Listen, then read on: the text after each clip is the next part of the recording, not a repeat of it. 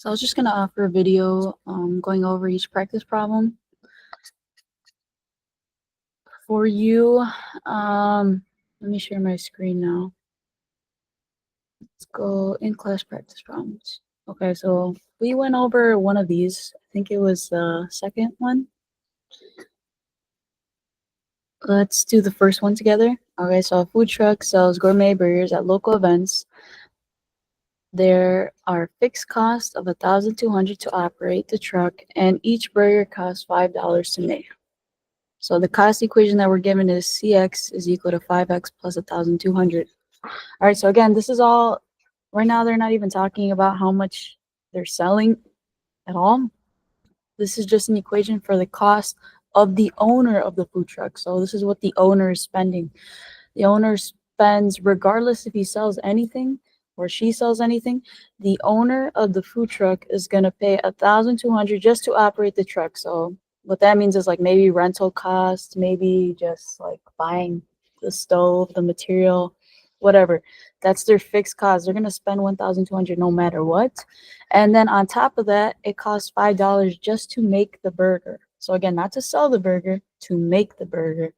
So on top of the 1,200 that the owner is spending, they're also spending $5 per burger. So maybe it costs $3 for the meat. And then if you think about the lettuce, tomato, all that other stuff, that's an additional $2 maybe. I don't know. But to make each burger, it's $5. Okay? So this is what the owner is spending. That's what I want you to understand. The owner that's trying to start this business, this is what they're spending. So now to answer the question, what is the slope of this equation? So they were able to represent this problem as a cost equation. And where do we get slope? Slope is at m value. So I could rewrite this cost equation like this if I wanted to. Oh man, where's the drawing? No, I don't want that. Oh, pen. Okay.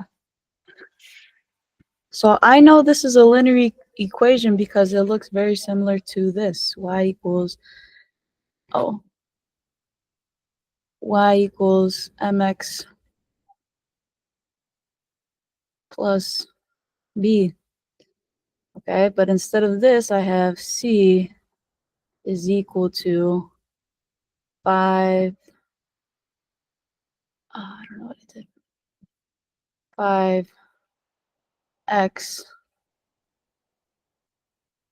plus 1,200. So for the problem, we have a cost equation, and this is my cost equation, but it's very closely aligned, if not exactly aligned, to a linear function.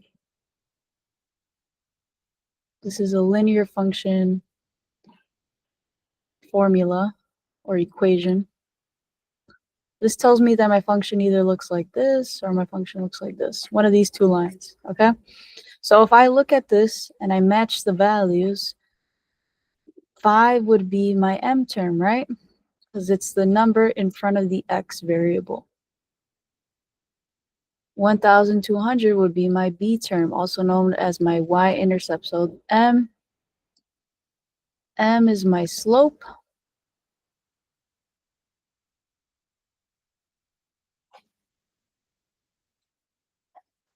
B is my y-intercept.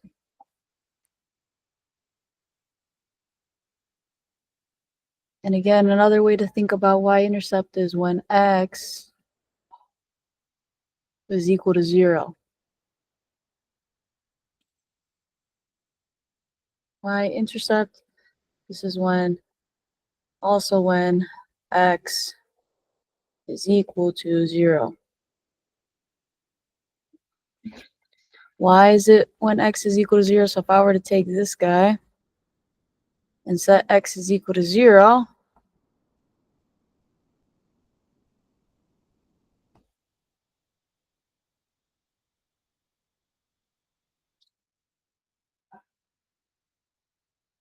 what would I get?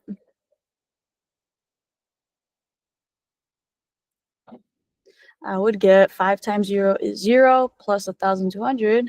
So when x is equal to 0, I just get 1,200. So again, this is why the b term, my b term is my y-intercept because it's when x equals 0. So if I were to plug in x 0 for x in this equation, I would just be left with this value, my b term. So again, if I'm aligning the equation to the equation that I'm familiar with, a linear equation, the number in front of the x is my slope, and whatever's being added or subtracted next to this value is my b term, which is also known as my y-intercept. So if I'm going to answer these problems, I would put my slope is equal to 5 and my y-intercept is 1,200. And we see that in the answer key, slope is 5, y-intercept is 1,200. Now, what does this mean? If I were to interpret the problem, so the slope is 5, again, we're talking about what the owner is spending, the cost that the owner is spending. So the slope would represent the cost per burger. This means that for each burger the food truck makes, the total cost increases by 5. So in other words, it's $5 for every burger that the owner makes. The y-intercept is just the constant or the fixed cost, so of just running the food truck. So regardless if they sell anything, the food truck has to spend 1,200. Again, I wrote as an example, this could be maybe permits, ingredients, labor. So even if they sell nothing, they still have to spend that 1,200. The C is asking if the food truck sells burgers at an event where 150 people order, what is the cost? So this is telling me to plug in 150 for X, because now it's saying I'm actually selling a number value. Okay, and 150 people, I'm assuming, is going to order 150 burgers. So what am I doing? I'm plugging in 150 for X. So I have C of X is equal to 5X plus 1,200. But now I know what X is. X is 150. So we have 5 times 150 is 750 plus 1,200. The total cost is going to be 1,950. So that C problem is just telling me to plug in X, evaluate for X, to get my total cost for a number of burgers or a number of people that are going to order. So again, if I interpret this problem, I'm just answering the question. So after I do the math, then I want to read the problem again just to answer the question. So the food truck sells burgers at an event where 150 people order. What is the total cost? If the food truck sells 150 burgers, the total cost of operation will be 1,950. How many burgers can the food truck make while keeping the total cost no more than 2,500? Okay, so this is kind of tricky. So because it says no more than, or at least are indications of an inequality problem. So that's where we have those little Pac-Man symbols. So saying no more than 2,500. So I know 2,500 for sure.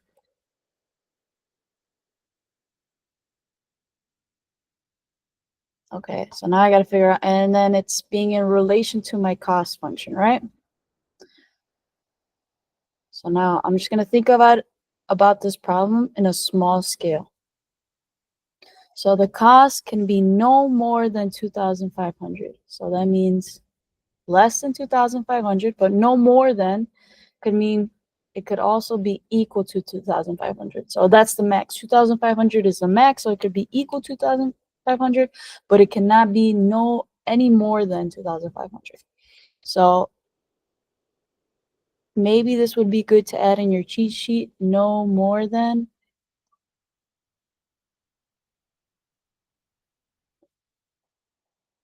Is referring to this setup. Again, an inequality.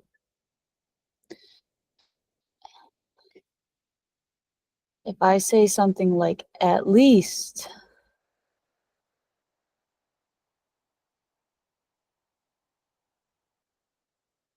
so what I like to say when I say at least, I like to think about, it's kind of funny, but if you say, at least give me $20. So we could think of 2,500 as my $20, right? At least give me $20. That means that do I want anything less than $20? No, that means give me at least $20. Give me $20. And if you want to give me 40, go ahead and give me $40, but at least give me 20. So again, if I think of at least as cost,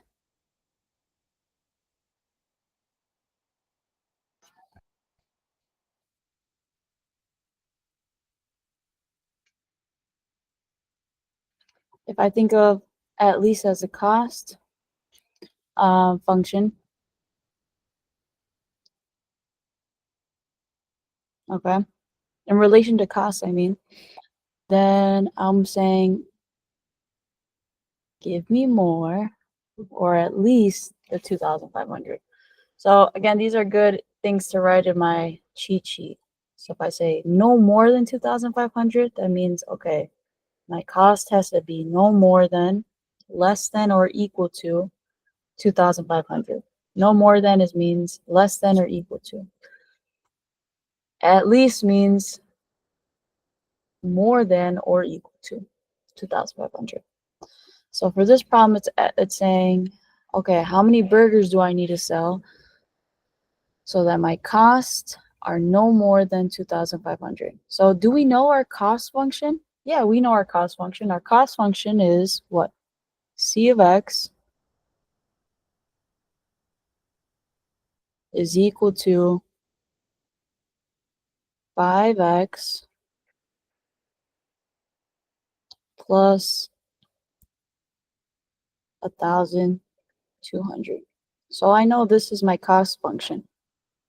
So I can replace cost with just the function, which is the equation that's given to me. So I'm going to go ahead and erase. What did I do that for? Okay.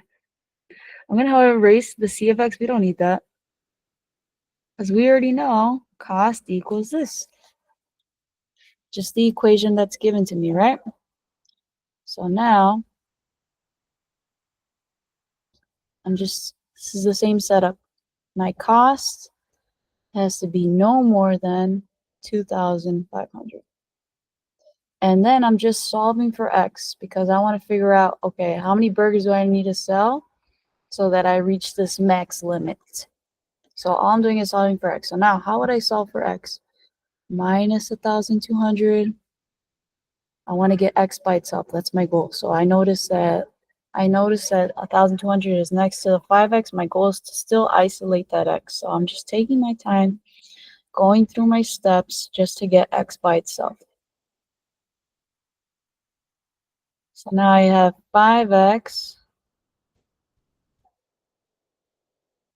is less than or equal to 1,300.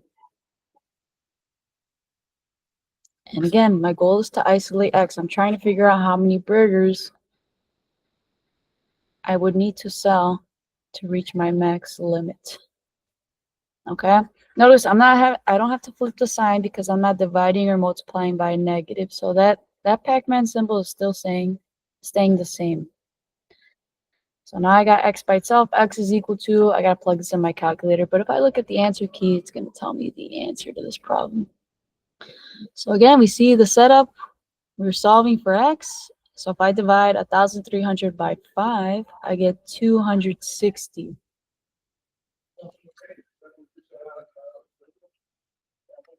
So what this is saying is I have to sell, or x can be no more than 260.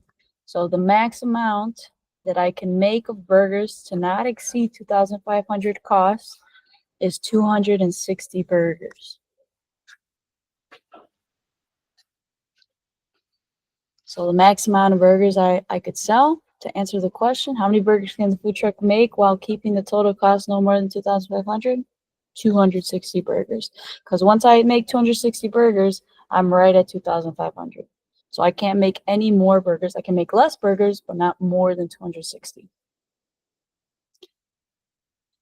So find the implied domain. Okay, so again, think about the word problem. What are we talking about? We're talking about cost, right?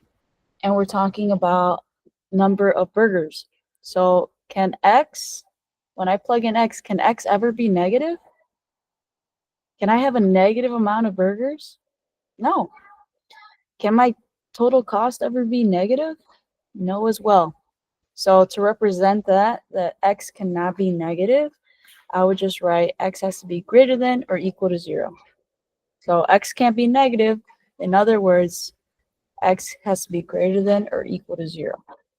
X can be 0 because can I sell 0 burgers? Yeah, I can sell 0 burgers. If I plug in 0 for x, what do I get? Just the y-intercept, right? 5 times 0 is 0 plus 1,200. It's just the y-intercept.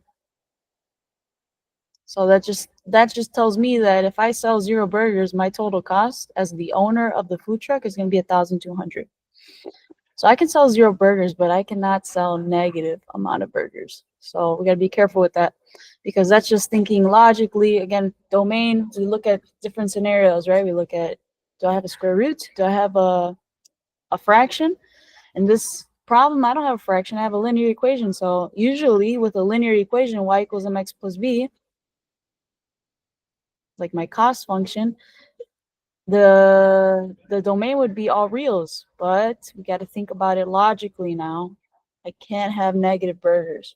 So the implied domain is just telling me, okay, I have to think a little bit logically. X cannot be negative, so I would represent that like this. X has to be greater than or equal to 0. And if I were to write this in interval notation, I could graph this on a number line and see that it's 0 to infinity. Okay, moving on. This problem 2, we already did together. I sent you a video on that, so I'm going to go ahead and skip that. But basically, just to sum this problem up, I would just add 30 to this side and set x squared equal to my c term. So we do this one, the b term, because again, quadratics, the standard form of a quadratic equation is ax squared plus bx plus c. But notice I don't have a bx term. I just have ax squared, and then I'm missing the bx, a number x, but I have basically 2 c values. So what I want to do is I want to combine the c values on one side and set ax squared equal to c. Okay, so that's why I added 30 to this side. So what am I left with? X squared is equal to 44. And because I don't have that b term, I can't factor or use a quadratic formula. So what I end up having to use is a square root property. And the square root property tells me when I take the square root to both sides, I have the positive and negative version. So now the only thing to watch out for is how could I simplify square root 44? To simplify square root 44, I take 2 factors of 44, preferably one factor that is a perfect square. So between 4 and 11, 4 times 11 equals square root 44. But it's the square of 4 and the square of 11 that equals square root 44. If I take the square root of 4, it simplifies to 2. I can't do anything to square root 11, so it stays square root 11. So I have 2 times square root 11 and the positive and negative version of this. Okay, number 3. Okay, the vertex problem. Find the vertex for this quadratic equation. So the first thing I want to do is I want to label, this is what I was talking about, ax squared plus bx plus c. So now I know I have a quadratic equation because I have an x squared, and what I notice is I have a bx. Do I have a bx here? Yes, I do. Unlike that other problem, I actually have this middle term. Okay, that negative 10x. So I have my bx term. Because I have these values, I could solve for the vertex, okay? This is a U problem. This is a problem that looks like a parabola, either a parabola going up or a parabola going down. That's what I got to figure out, okay? But I definitely have a vertex. I just don't know where. In order to solve for that, I have to define all these values, A, B, and C. So we're going to go ahead and do that. Negative x squared minus 10x plus 24. Negative x squared plus 10x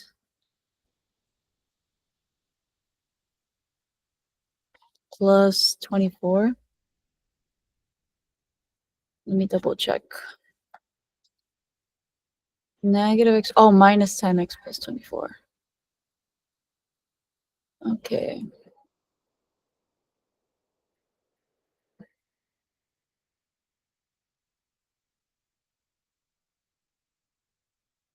Okay. So again, if I align this with the standard form of a quadratic equation, so this would be the standard form, ax squared plus bx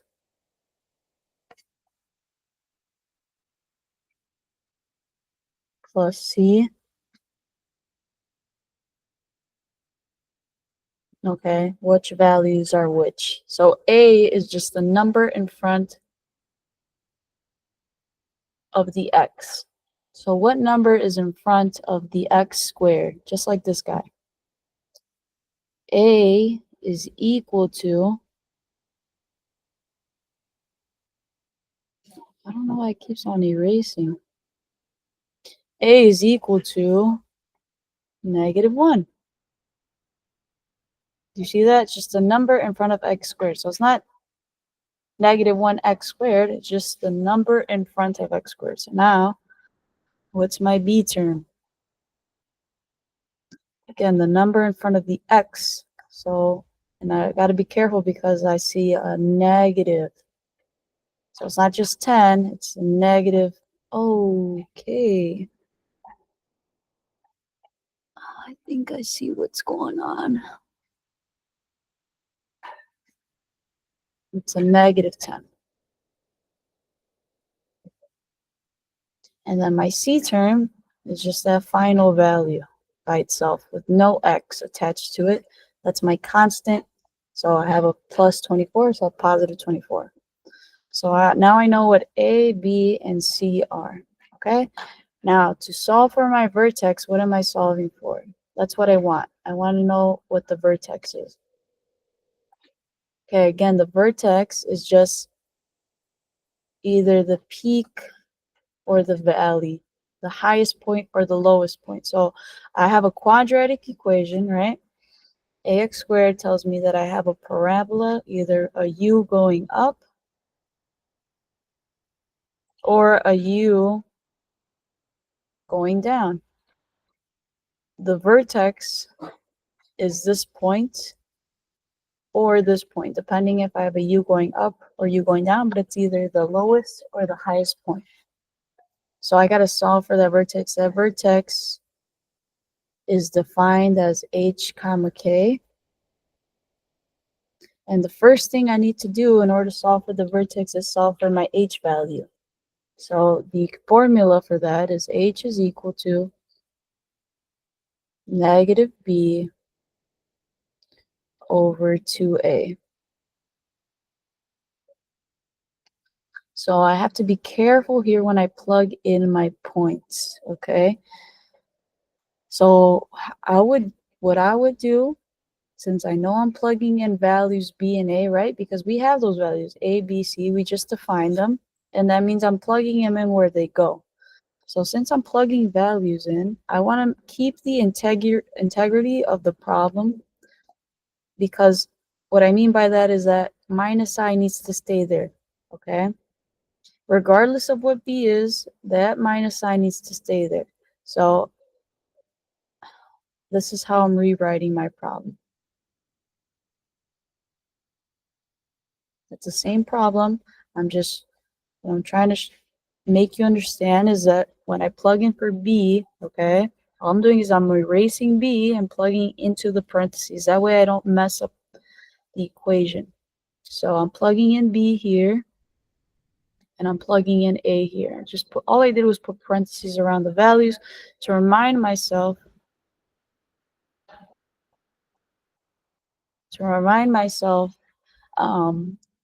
to keep the minus there. So what is b? My b value is -10. All right, so this is why I highly recommend you put parentheses around it, because it's very easy to mess this up. It's a minus times a -10. And 2, I'm plugging in a, which is equal to -1. Okay, so this is not 2 minus 1. This is 2 times a negative 1. 2a means 2 times a. Negative b means negative 1 times b. So right now I have a negative 1 times a negative 10. So what does this simplify to? I have negative 1 times negative 10, so that's a positive 10. A negative times a negative gives me a positive. And 2 times negative 1 is negative 2. So h is equal to 10 divided by negative 2, which is negative 5. So I just solved for my h value.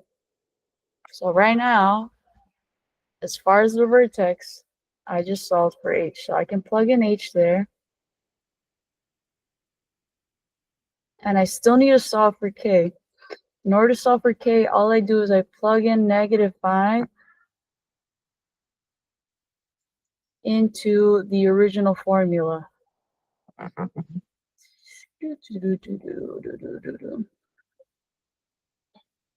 Oh wow, didn't realize I used this much space. But into my original function. So I'm gonna plug in negative 5 for x essentially. So what I'm doing is f of negative 5. That's just telling me I'm evaluating for x, negative 5 for x, is equal to negative. Okay. Again, all right, I'm gonna actually what I'm gonna do first, just so you could see what I'm doing.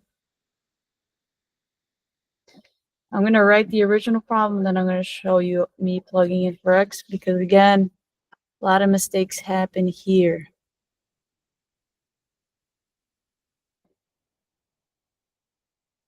So I have f of x. My original function is f of x is equal to negative x squared minus 10x plus 24. Okay.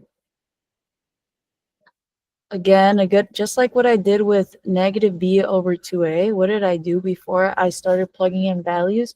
I put parentheses around the letters, so I remind myself to plug in and keep the integrity of the problem. Okay, so what I'm going to do before I plug in negative 5 for x is I'm going to put parentheses around my x values. So I put a parentheses around that x, and I'm going to put a parentheses around that x. Okay, so now I'm going to plug in negative 5 for x.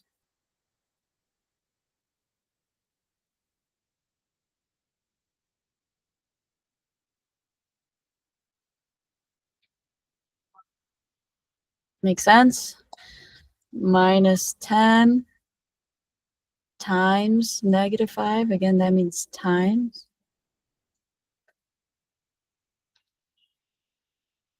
Plus 24.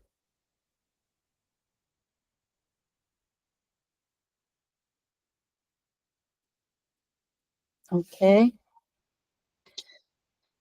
Okay, now this just becomes a simple problem with order of operations. So which one do I want to do first? So again, PEMDAS tells me the order of operations. PEMDAS, P stands for parentheses. So I'm going to look at all the parentheses and see if I could simplify anything within the parentheses. If there's any math that needs to be done. Can I simplify negative 5 even further? No. Can I simplify negative 5 even further? No. So what's the next thing I do? I look at where there's exponents. I have exponents here. So again, I'm not going to worry about that minus in front until I simplify the parentheses to this exponent. So what I'm going to do first is negative 5 squared, which is negative 5 times negative 5. So that gives me 25 that I'm going to keep inside parentheses. Okay, because I still have that minus attached. Okay, again, this is not minus a negative 5. It's actually negative 1 times negative 5. squared. So I simplified -5 squared first because there's an exponent there. And I still have -1 basically times 25. So now I have -10 times -5 over here. And then I have plus 24. Okay, so after exponents, I just simplified the exponent problem. Again, very important that I still have the parentheses. I do either multiplication or division at the same time. Doesn't matter. So wherever I see multiplication, I'm going to do. Here, there's multiplication that's happening. I have -1 times 25. So that is -25. Notice I was able to remove the parentheses because I actually completed the multiplication here. So I have -25, and then now I have -10 times -5. -10 times -5 is plus 50.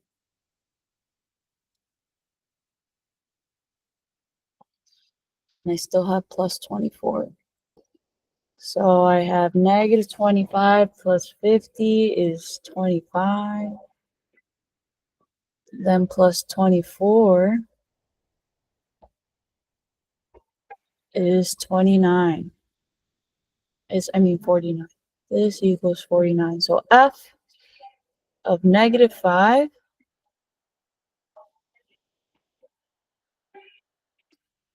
is equal to 49. Okay, so why did I do all that for? F of -5, when I plug in my h value, f of h, because again, -5 came from h. When I solved for h, is equal to k. So when I plug in my h value to my original function, I get my k value. So what does k equal? 49. So when I was solving for h and k, I finally found my k value.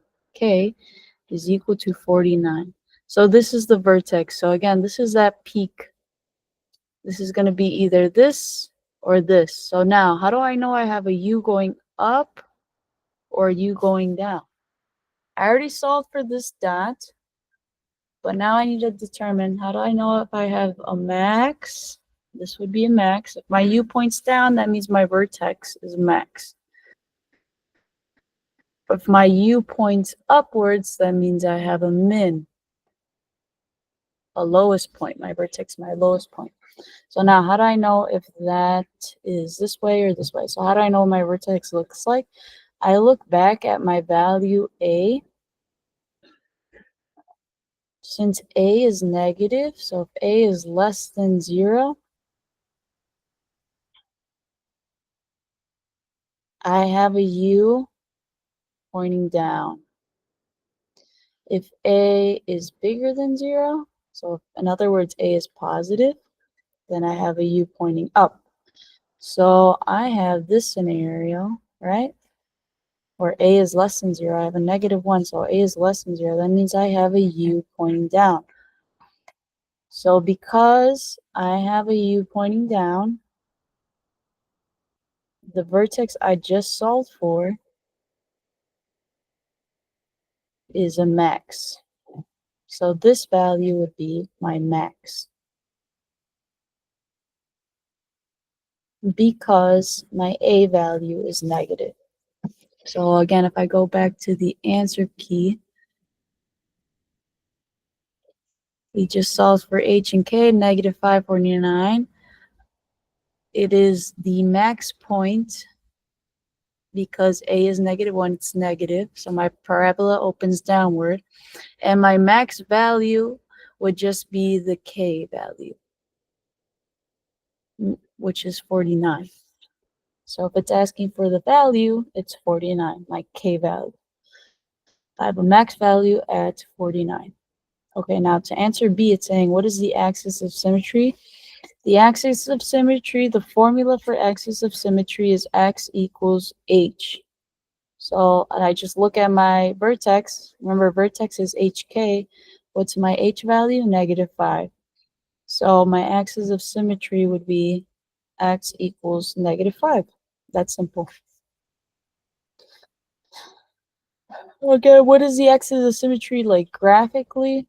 So if I were to graph the axis of symmetry, I'm going to draw the U a little bit bigger now. So I have a downward U. The axis of symmetry is just a line through my vertex.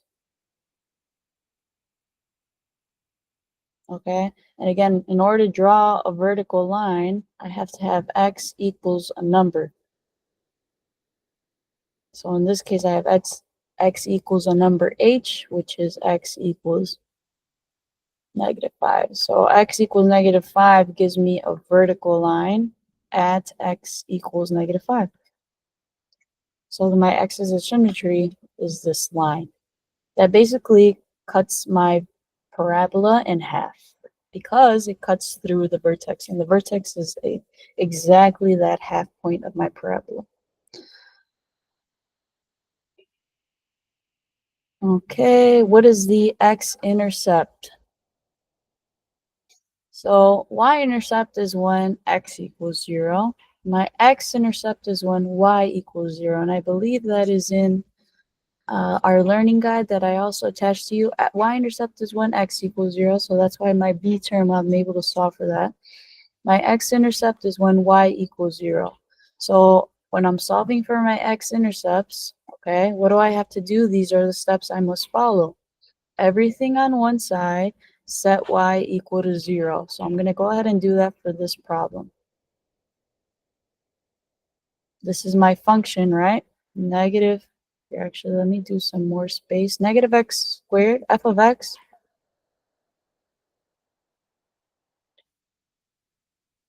is equal to negative x squared minus 10x plus 24. So everything is already on one side, okay?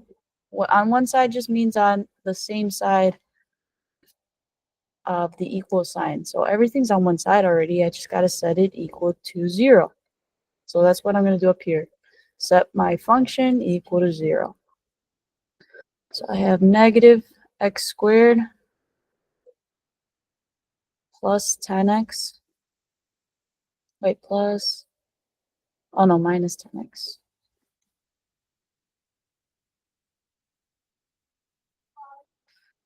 Minus 10x plus 24. Okay. And I'm set, everything's on one side, cool. I set everything equal to 0. Okay, the first thing I want to do is I want to get x squared by itself. So right now I have a negative x squared. I don't want to have that negative in front. Okay, so just like if I had negative 2x, for example, I don't want to have that negative 2 in front of it. So I would divide everything by negative 2. So that's exactly what I'm going to do here. I'm going to divide everything by negative 1. If I had a 2 in front, then I'd divide everything by negative 2.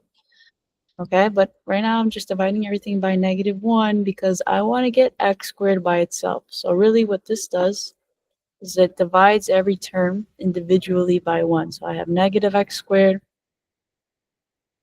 divided by negative 1. Then I have plus negative 10x divided by negative 1. Then my last term is 24, right? Then I have 24 divided by negative 1.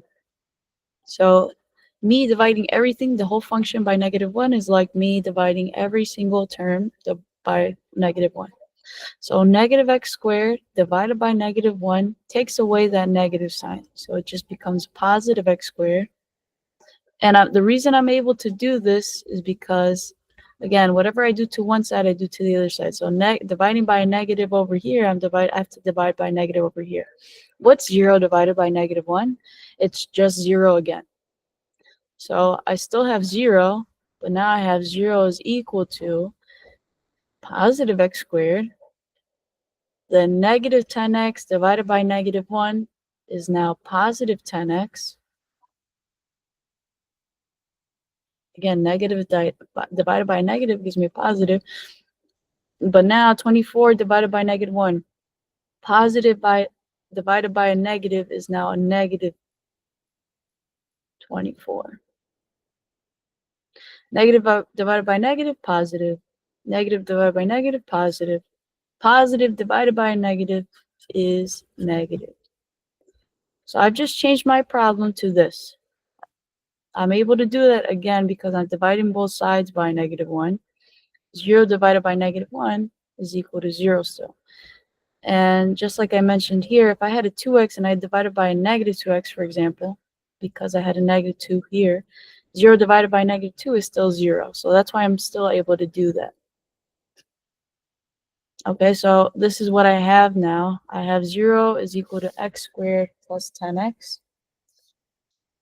Let me erase. Actually, let me just write it up here. 0 is equal to x squared plus 10x minus 24. So 0 is equal to x squared plus 10x plus 24. Okay, now this just becomes a factoring problem. So again, if I look at my learning guide, after I do that, okay, I can try to factor. So what are factoring? First, I factor out the GCF. That's what I basically did. I factored out the negative 1. Okay. Then case 2, I see if it's an easy trinomial. So how do I know it's an easy trinomial? When the x is by itself. Okay. Here, I have this scenario now. Now that I've taken out the negative 1, notice I have x squared by itself.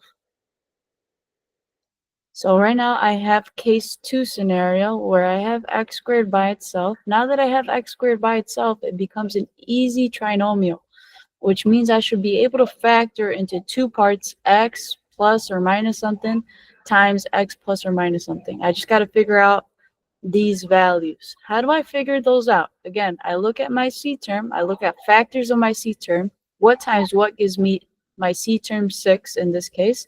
Oh, 2 times 3 gives me 6. Or 3 times 2 gives me 6. Or negative 2 times negative 3 gives me 6. But now I look at factors of 6 that add up to my B term 5. Notice 2 times 3 equals 6, but also 2 plus 3 gives me 5. So that's exactly what I'm doing here. What are factors of 24 that when I add them together, I get 10? Well, factors of 24 are 12 and 2, right? But is 12 plus 2 going to give me 10? No. Only 12 times negative 2, that's negative 24, so I can't use that, but that would give me 10, right? 12 plus minus 2 would give me 10, but that doesn't equal 24. It equals negative 24, so I can't use that. Another option is 6 times 4. That gives me 24, and 6 plus 4 gives me 10. So I just found factors of 24 that when I multiply them, I get 24, and when I add them, I get 10. So I have x plus 4 and x plus 6. I still have this equal to 0. So now that I'm able to factor this out, I can set each factor to 0. So I basically have x plus 4 equals 0. And I have x plus 6 equals 0.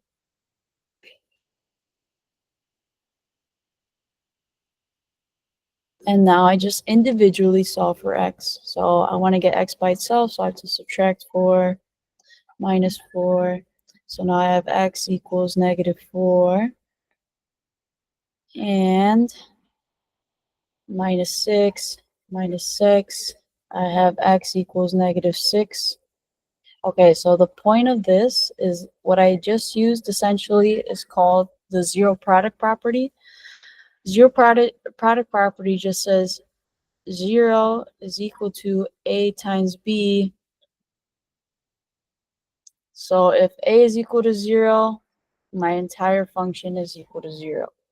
If b is equal to 0, then again, my entire function is equal to 0. So that makes sense, right? Because if I plug in -4 here for x, -4 plus 4 gives me 0.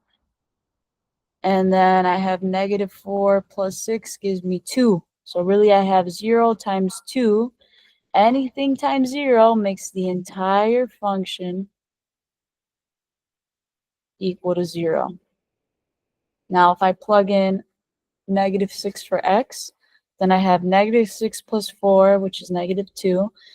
And then if I plug in -6 plus 6, that is 0. So I have -2 times 0 again. So that just means anything times 0 gives me 0. So that's why we solve for x individually for each parentheses, basically, each product.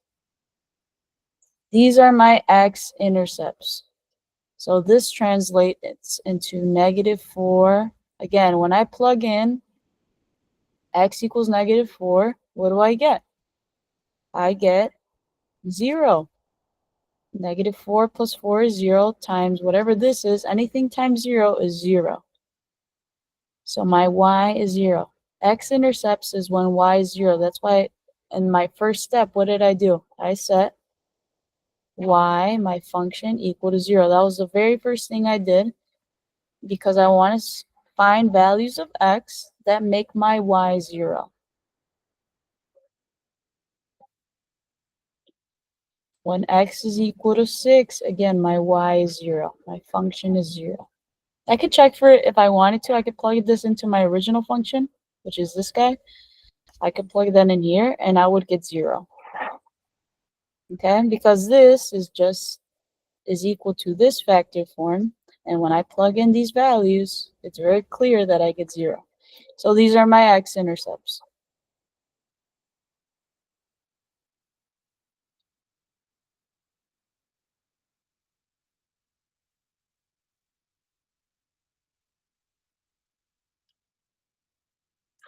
Okay, so on a graph now, if I were to think about this graphically, I have -6, 0, and -4, 0. So I have -6 and -4. Let's just say they're there. This is very small scale, -6, -4. X-intercepts, again, are on my x-axis. That's why I'm drawing them here, okay? And then, what's my vertex again? -5, 49. So, -5, 49 would be, this is -5. Let's say 49's here. Again, this is like a rough graph, but this would be my vertex. And then I have a U, right? So I have a U crossing at this x-axis and at this point in the x-axis. Oh my God, I missed it. But at this point in the x-axis. And then we know what my axis of symmetry is, right? It's x equals -5, which means I have a vertical line at x equals, I keep missing the point, but x equals -5. So this is what I know so far of my function. Now the next thing it's asking for is, I forgot I have a -10x. Okay. The next thing it's asking for is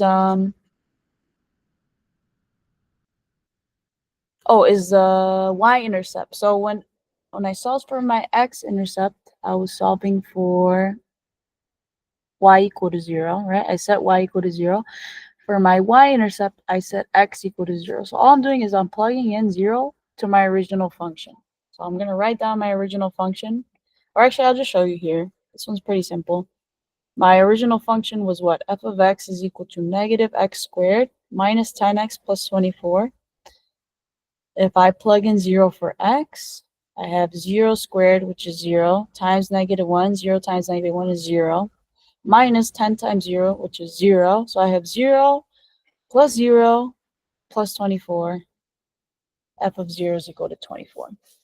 So my y-intercept would be 0, 24. So again, if I were to graph this now, oh, I didn't want that color.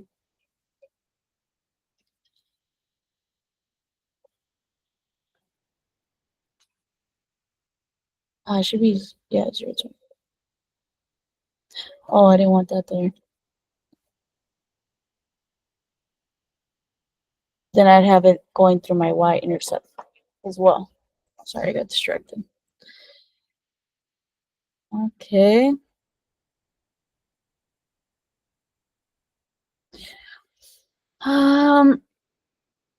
Again, when I think about domain, okay, if I look at my original function,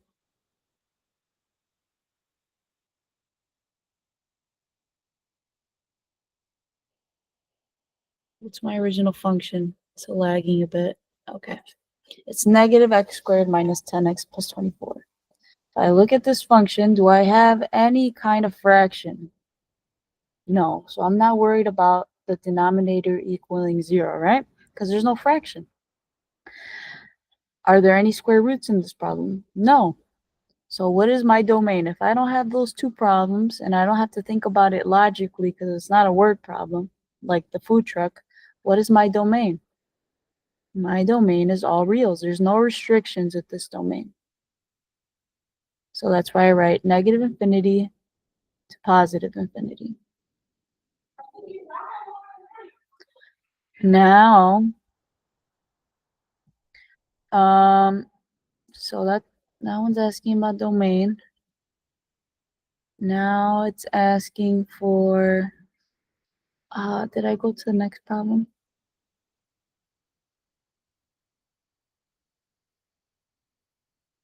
Oh yeah, this is the second. So I gave you another practice problem, problem 3, very similar, but in this case I have a negative 4x, so not just negative x squared, I have a negative 4x squared. Very similar still, very similar steps. Okay, so domain is all reals. And now because I have a max value, right, I have a u and the vertex is the highest point. So range, how do we read the graph again? We read it low to high. Right? This is my graph, low to high. So notice I can't put a line through the arrows, right? I can never bound arrows. So what's my lowest point? Negative infinity. And what's my highest point? Am I able to draw a line through this point? Yes, I am. It's my highest point. There's no arrows going here. And I already established that this is my max point. So what's my y here? 49. So I have negative infinity, comma 49. And because I have negative infinity, I use parentheses. And because I have a closed circle point here at 49, I use bracket. Oh, I meant to share my screen here. Sorry. I'll repeat myself. Oh, I meant to share this tab. Again, my lowest point, I can't bound the arrows, so my lowest point is going towards negative infinity, right? And I always read the range from low to high. So negative infinity to, what's my max point? My vertex is my max point, which is 49. I could draw a line through this point because it's my max point and it's a point. There's no arrows going in this direction. So that's why I have negative infinity, comma 49. So when I have a parabola like this, my range is always going to be negative infinity to whatever my k value is. So this might be good to write on my cheat sheet as well. Okay, so notice what's k? 49. If I have a parabola that looks like this, where I have instead of a max, I have a min.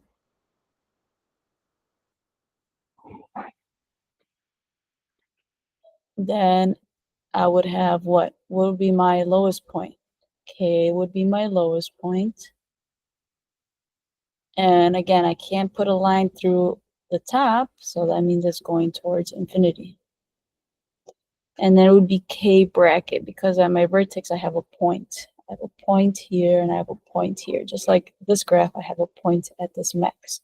So this might also be good to write on your cheat sheet. When I have a max point like I do now, I go negative infinity to K, in this case 49. K is 49. If I have a min, then I have K brackets infinity. I could also analyze domain, not just looking at the function. I could analyze domain here. Again, reading the graph left to right. Is this my leftmost point? No. X-intercept is not my leftmost point, because I technically have, even though it looks really narrow, the arrows are going slowly more left, okay? So there's still more graph going this way. So really my max point is negative infinity. Same thing here. My graph is extending past this other x-intercept, going towards positive infinity. Or you can think about it as the function as well. Okay, so there's two ways to think about it. My domain is negative infinity to infinity. My range, reading the graph low to high, is either going to be, depending if I have a max, negative infinity to k, or k to infinity. If I have a max, like I do now, it's negative infinity to k. That's why my range is negative infinity to 49. Okay. Oh, no, I didn't want to share this. Share this tab instead. Okay. Over what intervals is the function increasing? So this one, I kind of want to use my domain to help me a little bit, all right? Because I want to read the graph left to right. So again, if I look at this graph, again, I'm going to scan it left to right. So if I'm scanning it, what is my graph doing? If I follow the graph going left to right, what is it doing? Which way is my scroller going? It's going up, which means my graph is increasing. So it's increasing, then it decreases. So from where to where is it increasing? It's increasing from what? Negative infinity. Again, I read it like my domain, left to right. Negative infinity to, where does it stop increasing?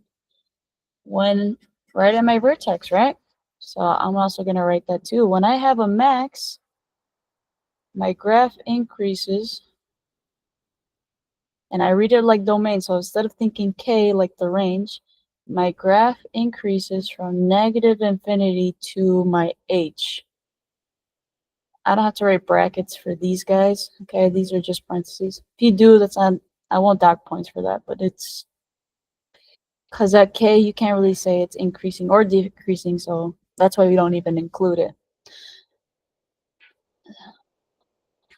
To my H value. So negative infinity, it's increasing from negative infinity up to my vertex when x is negative 5. So increase would be negative infinity to my h value, negative 5. That's the break point. That's the peak. And then from that peak on, it decreases.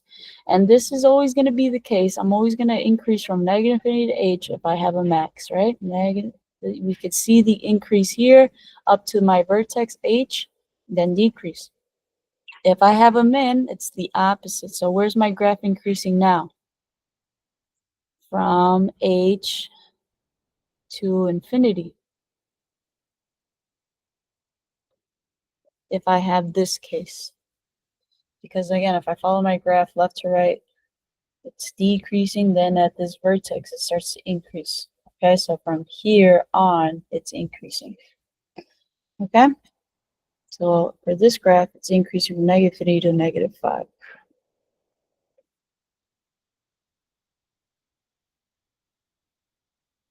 Okay, again, problem 3. I have 2 examples, but it's very similar to that last problem 3, so I'm not going to go iterating the same thing. Okay. Okay, so now we have practice problem 4. Determine the quadratic function whose vertex is 3, 5 and passes through the point 6, negative 13. So if I have a vertex is 3, 5, let me write that down. Let me clear this tab now. Negative, oh wait, is it negative 3, 5 or 3, 5? It's 3, 5 and 6, negative 13. 3, 5. Oh my god, that looks horrible. Sorry, 3, 5 and 6, negative 13. All right, these are the points that are given to me. I just have to be careful how I label them. So it's saying, the problem, I'm going to read it again. It says, determine the quadratic function whose vertex is 3, 5, and the point is 6, negative 13. So which one is my vertex? 3, 5. And how do we label vertex again? If I think back to my last problem, I always label my vertex H, K. If I'm given a point, my point is always, like this one, X, Y. So just be careful which one's the vertex and which is just the point. Then it becomes very simple here on. We want to use the quadratic function. All right, so in order to be successful at this problem, you need the quadratic function formula. So what is the formula? This guy right here. Vertex form of a quadratic function is y is equal to a times x minus h squared plus k. So let me go ahead and write that down. Y is equal to a times x minus h squared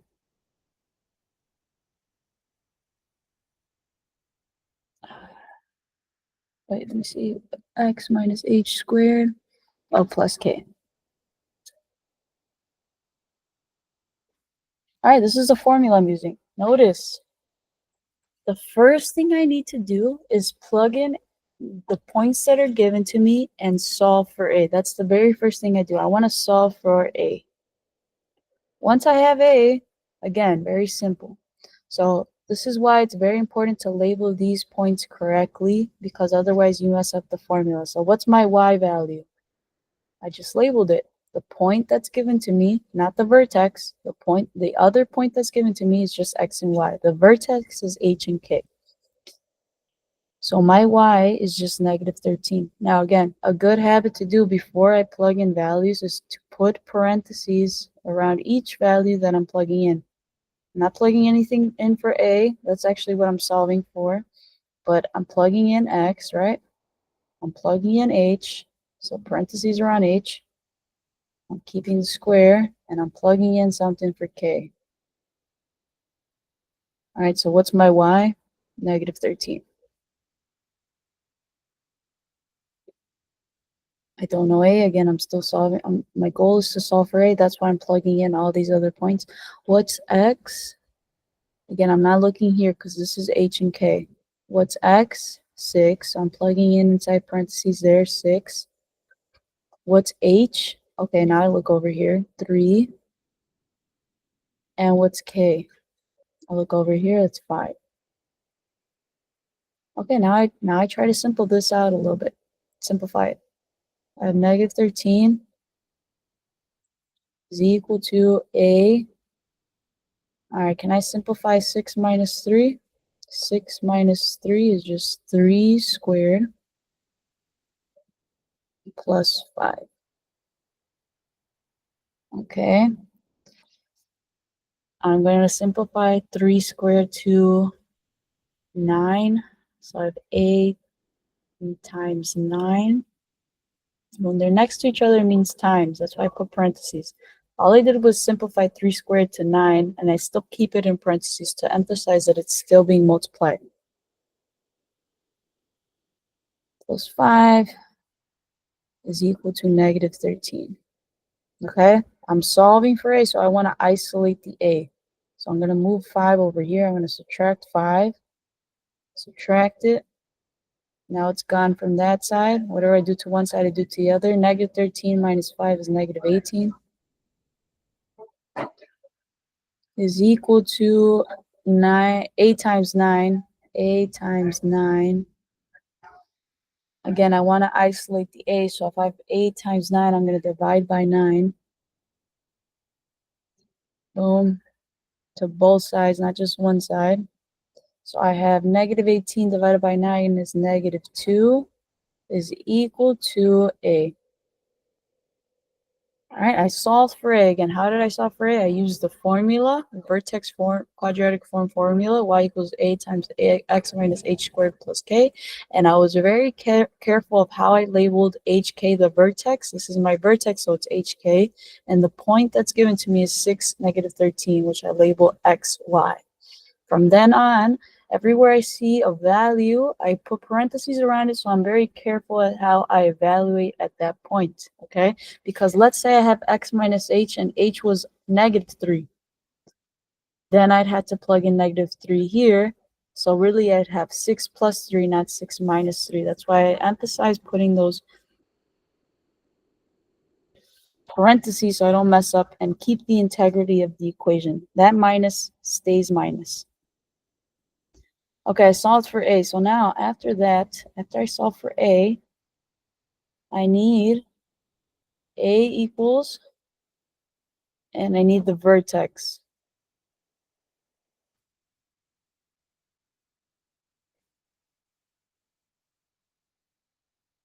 So I already know, I just solved for a. A equals negative 2.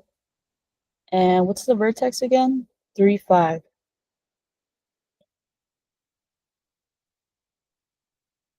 I only need these two values to get the final form of the equation that I'm looking for. So again, I'm going to use this formula again. But now I'm not solving for anything anymore. All I'm going to do is finally plug in these last values, and I have the final form that's being asked of. Y equals a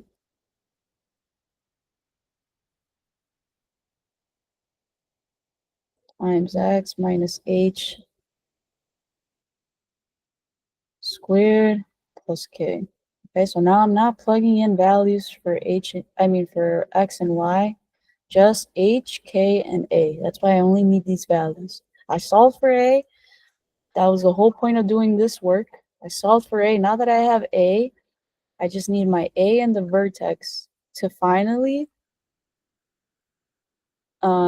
fulfill the equation. So a is equal to negative 2. Again, I'm not putting in anything for x. I'm not touching x and y. And then h is 3, so I plug in 3 there. Not negative 3, it's 3. That's why I still have minus. Minus 3 is h. Plus k. What's k? 5. And this is the final answer.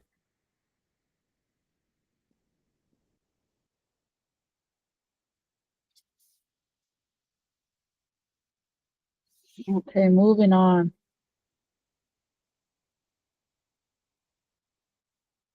All right, that's what this work is saying. Write the function in vertex form.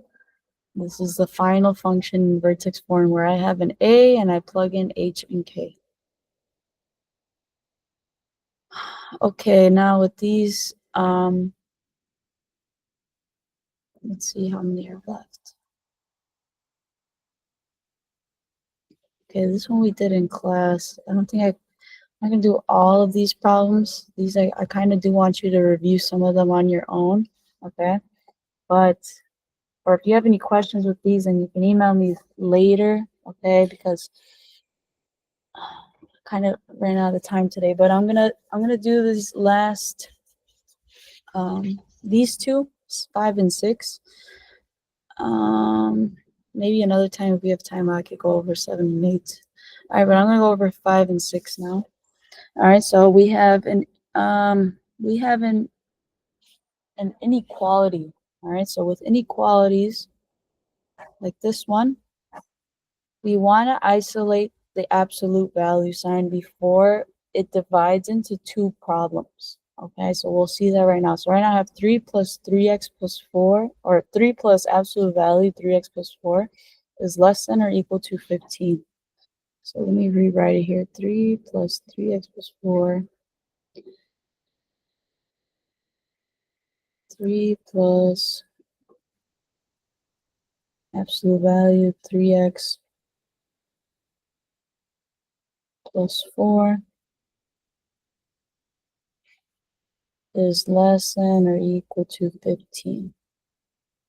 So again, I want the absolute, oh, shoot.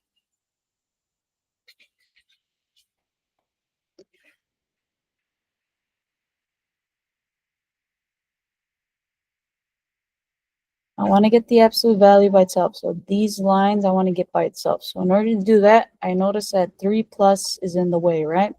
So I'm going to move it out the way. Again, whatever I do to the left, I have to do to the right. So I just moved it from here to here by subtracting. So in order to eliminate plus 3, I'm subtracting 3. So now I have the absolute value sign, 3x plus 4 is less than or equal to 12.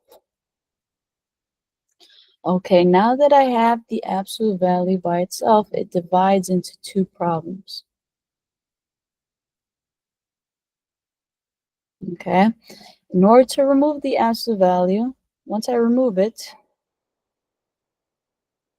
it divides into two problems. One is basically essentially the same thing without the absolute value. So one of the problems is just 3x plus 4 is less than or equal to 12. That's one problem. Again, just basically just erasing the absolute values, that's one problem. And then the other problem is, again, 3x plus 4 without the absolute value signs.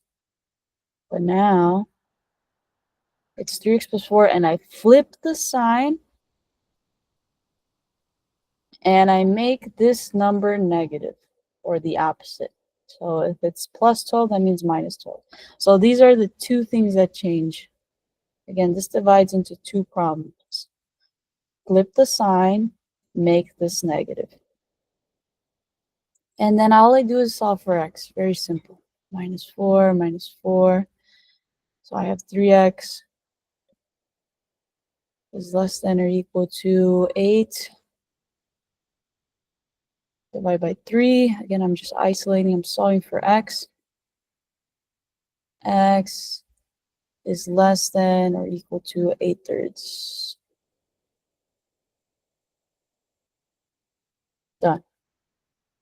Same thing over here. Minus 4.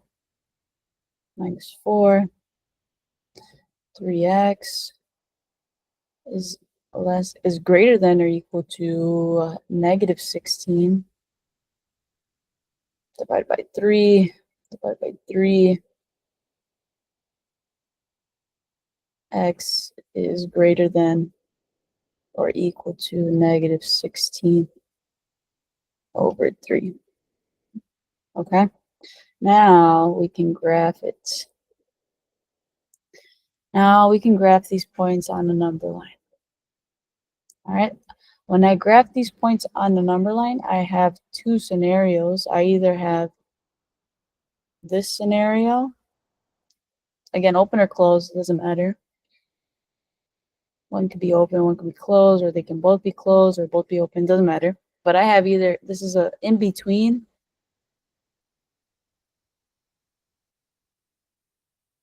Okay, I'm not gonna spell that out, but in between, or I have this scenario. I have to watch out. Okay, I gotta be careful what scenario I have. Again, these circles could be open or closed depending on the problem, but what are these scenarios? Okay, so I gotta be careful. So which one, when I write 8/3 and negative 16/3, I also have to write them like how I would in order, how they would actually appear on a number line. So negative 16, is it really negative? Oh, yeah, negative 16, yeah. And 8/3.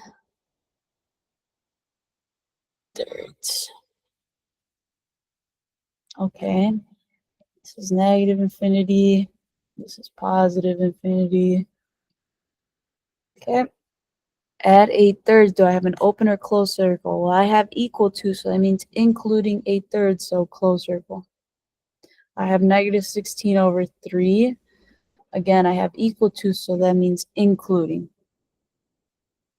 Now at negative 16, 3, which way is my tail going? It says x has to be greater than or equal to. So greater than or equal to means this way. I'm not going to finish it until I know what this one's going towards. Here it's saying x has to be less than or equal to 8/3. So it is meeting, they're meeting each other. This is a scenario where they meet each other. But sometimes it's not that. Sometimes it's going this way. So you just got to make sure when I draw it, I'm careful of which way the tails are going. Okay, so now if I were to write this in interval notation, what's my leftmost value? I read it from left to right. So my leftmost value is negative 16/3. And my rightmost value is 8/3. They both have brackets because I both have closed circles at these points. Okay, very similar to this problem is the next one, where it's just a word problem, but I'm still given an inequality. I just got to make sense of the word problem. But what I would do is I would kind of ignore the word problem, solve for the inequality, and then try to answer the question. Okay? So that's exactly what I'm going to do. It's just saying, this is the inequality that I'm given. Let's just solve for it, and then we'll try to answer the question and make sense of the problem. But again, it's just another inequality problem. So I have 10, but notice I have 10 times the absolute value. When the 10 is next to these absolute value sides, it's multiplication. So I have 10 times absolute value t minus 70 minus 5 less than 15. Again, what do I want to do? I want to isolate the absolute value. So 10 times t minus 70, 10 times t minus 70 Thank you for visiting Dignity General plus 5, Library. I think. The library will close at 30 minutes. If you need assistance, Oh, no, minus before we 5 close, less than 15.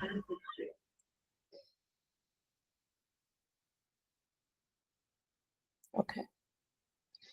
So again, my goal is to isolate the absolute value. So right away, I could take away this 5. So add 5 to both sides. So now I have 10 times t minus 70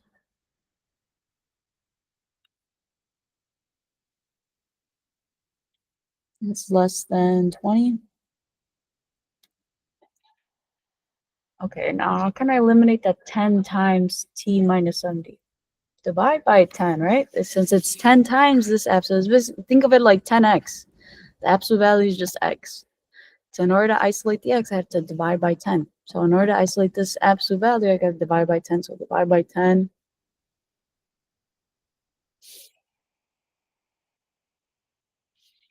So now this 10 is removed. So now I have 10 minus 70, absolute value less than 2. Okay. Once I remove the absolute value, it becomes 2 problems, just like the last problem. This one just involved a little bit more math, right? I had to add 5 and divide by 10 in order to isolate the absolute value. So just a little extra step just to isolate the absolute value, but it's the same goal. So now one is just exactly the same, just removing the absolute value, right?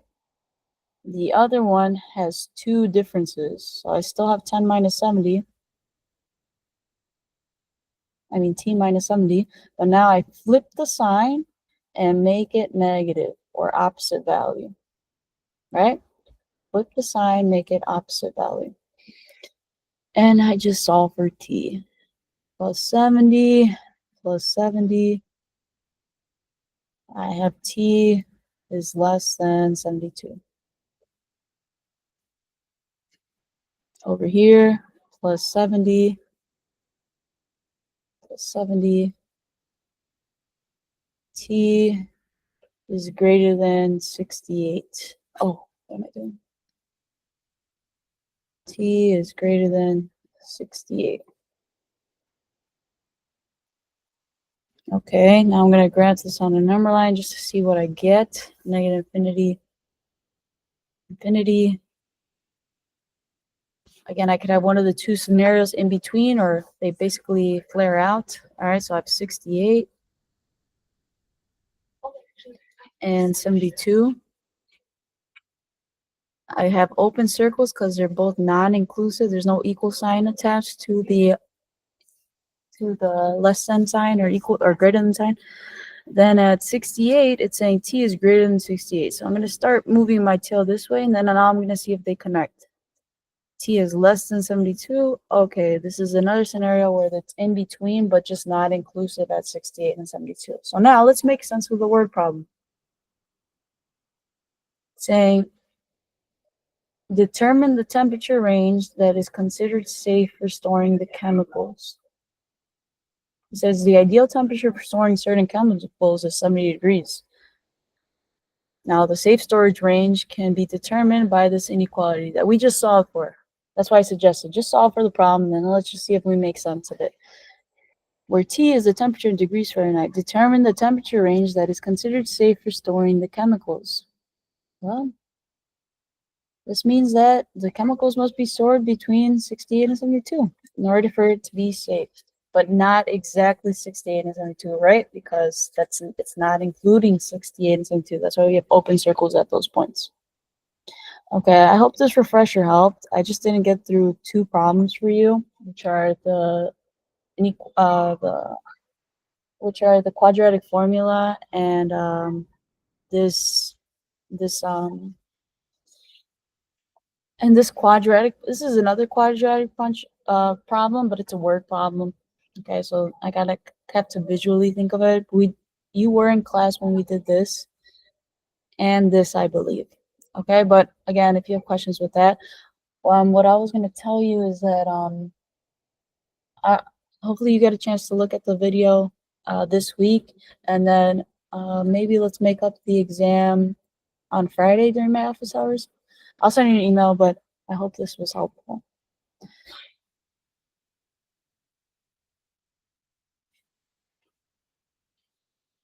Yeah, that was it.